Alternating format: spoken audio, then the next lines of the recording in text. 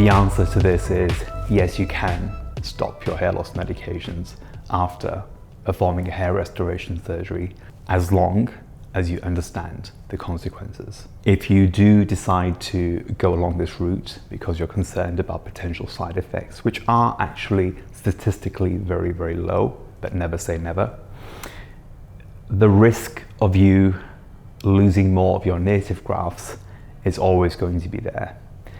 How aggressive is that going to be? I don't know. Nobody knows. You can get a rough guesstimate from your family history. So say, for example, you have 3 brothers and a father who are all bald by 30. Or you have a father who's thinning, but he still has a good bulk of hair at the age of 60.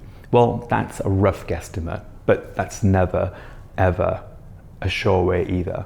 So the reality is, if you do stop your hair loss medications, the transplanted grafts will stick around for the rest of your life because they come from a different genetic family from the back of the scalp.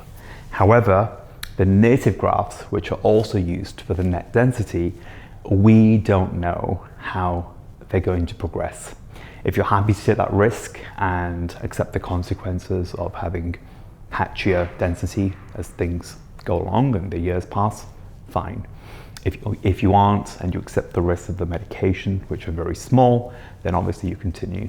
So ultimately, in my practice, I always like to give the power back to you guys. My job is to give you data, the facts, the consequences, and you go and do with that what you wish.